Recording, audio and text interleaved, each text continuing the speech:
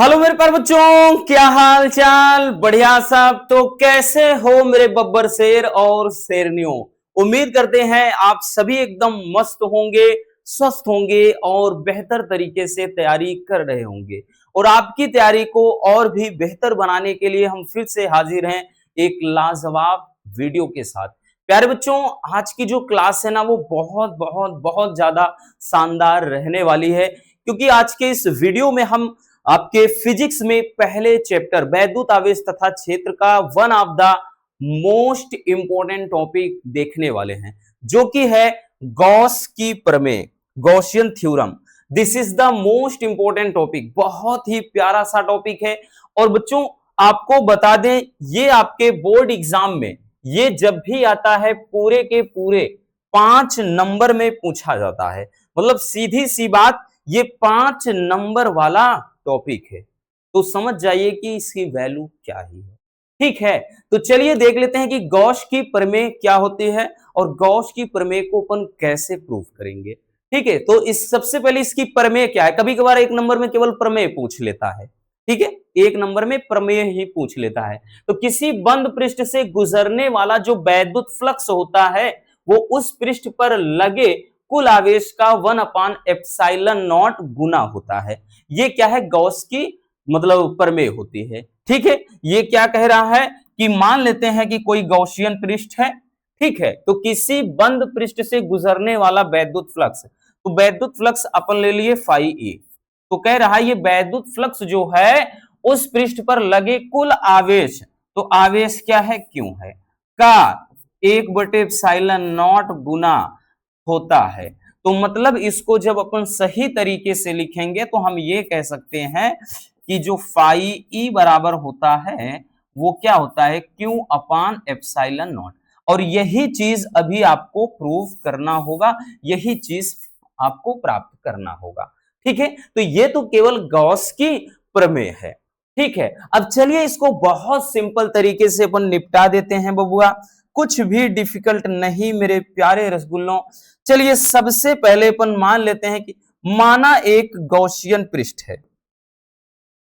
अपन एक गॉसियन पृष्ठ की कल्पना कर लेते हैं इस तरह से, इस तरह से एक गॉसियन पृष्ठ बना दिया। एक आलू बना दिया, वैसे भी आलू का रेट गिर ही गया है, किसान परेशान है, सब परेशान है, वैसे पूरा देश परेशान है। ठीक है ना? तो ये क्या है? एक गॉसियन पृष्ठ है, एक काल्पनिक पृष्ठ है बच्चों।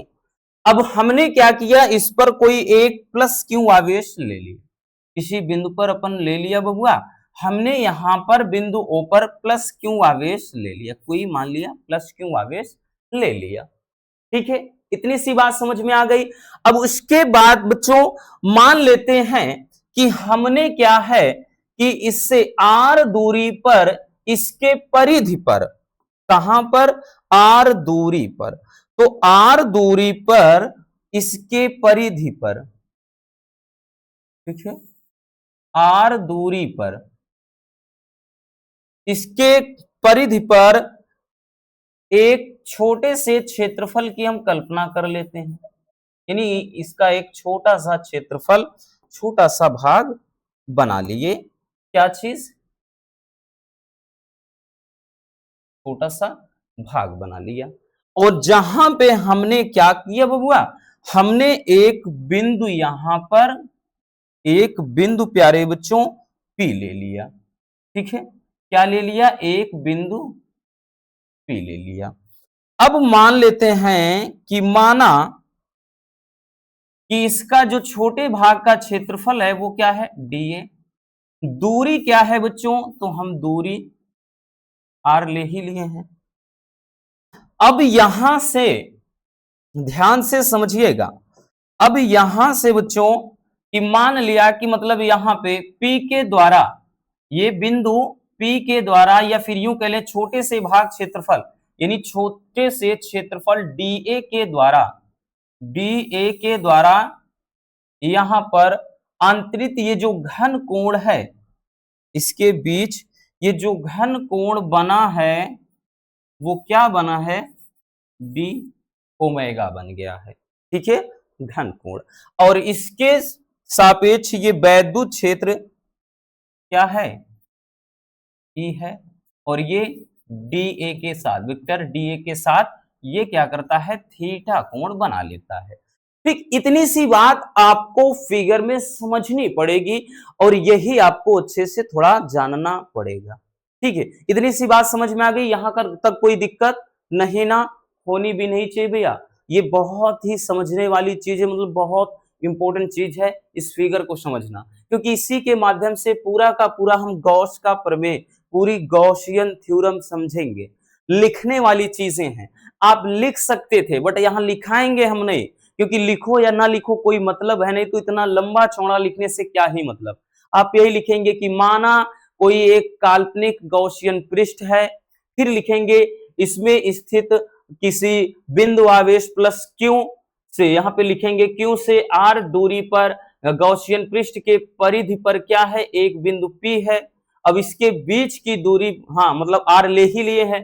फिर यहां पर हम मान लेते हैं कि गॉसियन पृष्ठ के परिधि पर एक छोटा सा क्षेत्रफल डी ए है। फिर यहां पर लिखेंगे कि डी ए के द्वारा बिंदु क्यू, यहाँ पे जो क्यू है डी ए के द्वारा, ये यहाँ पे बिंदु ओ हमने बताया ना, इसको ओ मान लेते हैं। ओ पर ये आंतरिक जो घन कोण है वो क्या है, वो डी ओमेगा है। ठीक, और यहाँ पे सब कुछ क्या है, डी ए ई के साथ थीटा कोण बनाता है। तो ये सब लिखने वाली चीजें आप लिख सकते हो, नहीं भी लिखो कोई दिक्कत ना, बस ये बना लो। तो सबसे पहले अब चलिए शुरू करते हैं, हम लिखेंगे क्या बच्चों, हम लिखेंगे बबुआ सबसे पहले क्यू के कारण, प्लस क्यू आवेश के कारण बिंदु P पर वैद्युत क्षेत्र की तीव्रता। तो लिखेंगे सबसे पहले कि प्लस क्यू आवेश के कारण P पर तीव्रता, तो P पर तीव्रता क्या निकलेगा, तो हमको मालूम है वैद्युत क्षेत्र की तीव्रता के लिए व्यंजक होता है भैया E बराबर 1/4 pi epsilon naught Q upon R square. ये एक फार्मूला होता है वैद्युत क्षेत्र की तीव्रता के लिए। ठीक है, सीधी सी बात, चलिए समझ में आ गया ना। अब हम निकालते हैं, एक चीज का ध्यान देना, फिर उसके बाद हमने भी क्या बताया आपको, अब हम निकालेंगे कि डी ए के द्वारा यहां पर ओ पर, बिंदु ओ पर अंतरित घनकोण यानी बनाया गया घनकोण। एक मिनट थोड़ा पानी पी लें।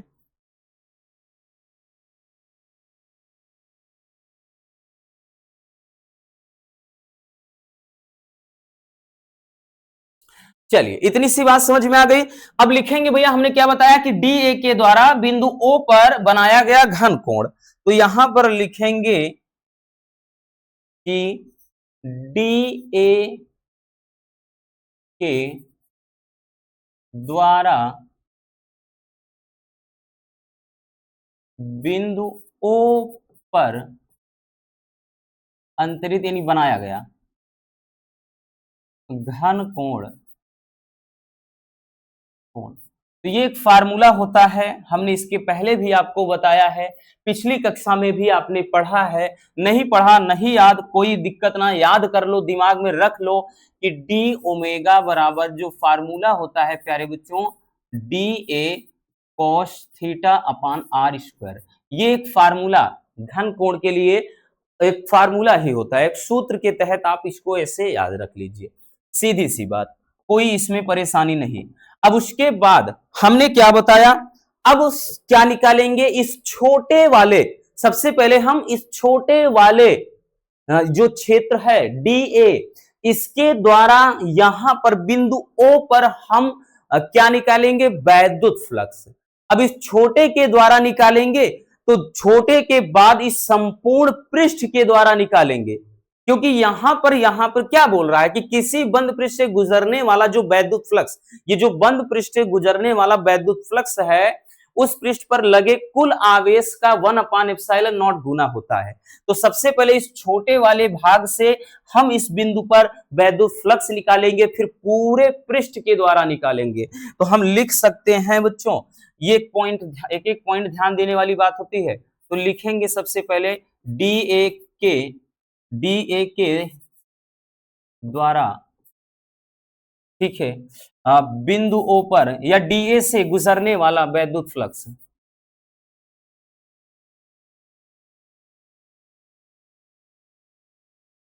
गुजरने वाला वैद्युत फ्लक्स। ठीक है,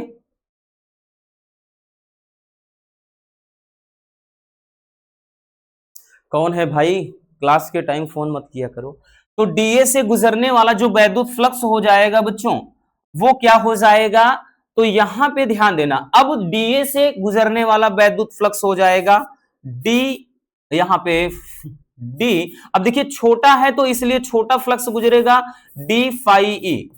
ठीक, संपूर्ण के लिए डी हट जाता है, यहां डी क्या छोटे के लिए बताया जाता है, इतना याद रखना। तो डी फाई ई बराबर vector E into D A. ठीक है, ये हो जाएगा।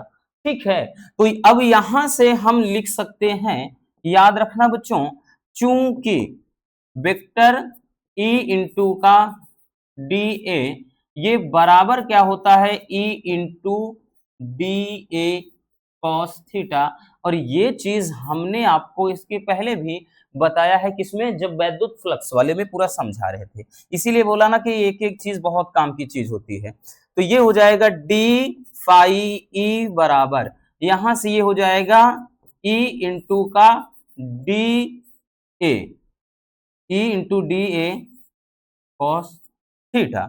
अब चूंकि हमको ई का मान पता है, अब ई का मान कहां है बच्चों, ये साफ साफ दिख रहा है ना बबुआ, तो यहां पर रख देंगे ना हम।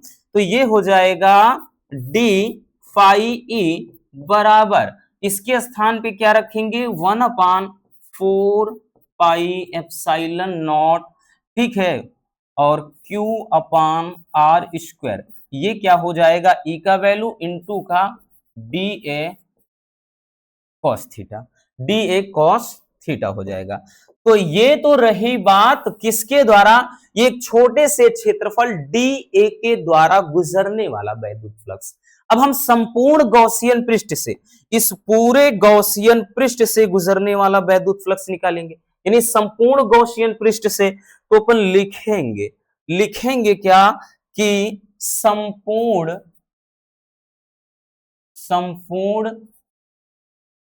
पृष्ठ से गुजरने वाला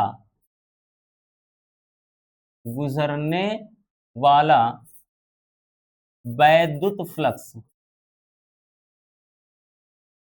संपूर्ण पृष्ठ से, जब देखिए बच्चों, जब भी संपूर्ण की बात आए भैया, ये हट जाता है, फाई हट जाएगा, यानी सॉरी फाई कह रहे हैं, डी हट जाएगा। डी केवल सूक्ष्म के लिए होता है, छोटे के लिए। तो यहां फाई मतलब ये डी हट जाएगा, फाई ई बराबर, ये आपका फार्मूला सेम रहेगा, बस अंतर इतना हो जाएगा, आगे समाकलन लग जाता है। संपूर्ण के लिए क्या है, समाकलन लग जाता है।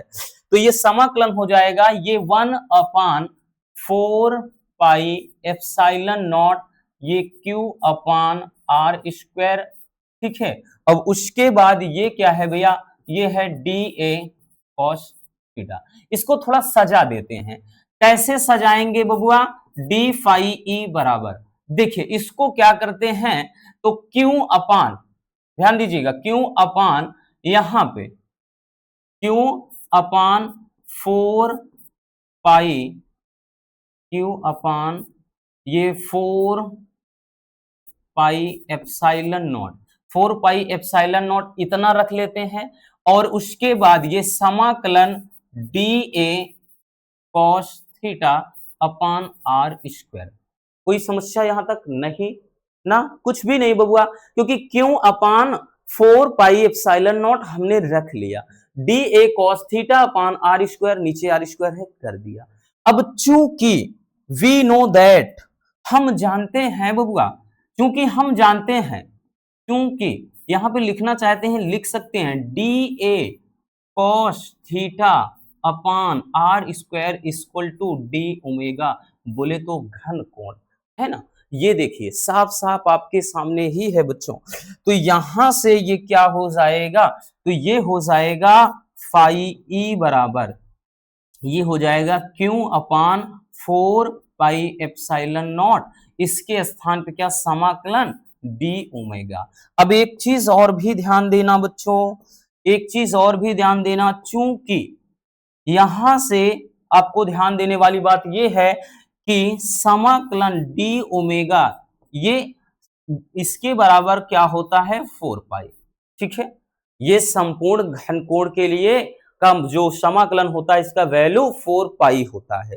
तो यहां पर हम मान जब रखेंगे बच्चों, ये मान जब रखेंगे तो हम रख सकते हैं यहां पे फाई ई बराबर क्यू अपान एप्सिलॉन, मतलब 4 pi epsilon naught, 4 pi epsilon not गुणे में इसके स्थान पे केवल 4 पाई।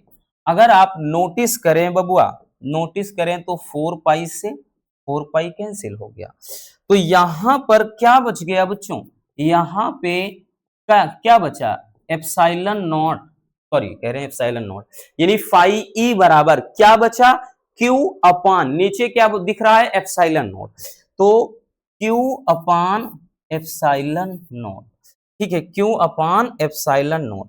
अगर आप ध्यान से नजर डालें मेरे प्यारे रसगुल्लों, तो आपको यही तो निकालना था, क्योंकि यहां पे देखिए, यहां पे देखिए, आप थोड़ा नजर डालिए, यहां पर यही तो निकालना है, फाई ई बराबर क्यू अपान एप्सिलॉन नॉट, और हमें यहां पे क्या मिला कि फाई ई बराबर क्यू अपान एप्सिलॉन नॉट, तो यही तो निकालना था। बस आपको थोड़ा एक एक स्टेप फॉलो करना है, बहुत ये डिफिकल्ट नहीं है। चलिए जल्दी से स्क्रीनशॉट कर लीजिए भैया।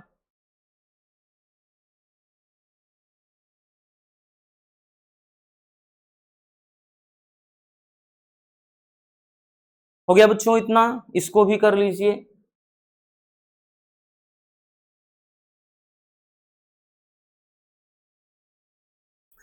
बस, तो आज के इस वीडियो में इतना ही। उम्मीद है मेरे बब्बर शेर और शेरनियों को आज की ये क्लास काफी ज्यादा पसंद आई होगी।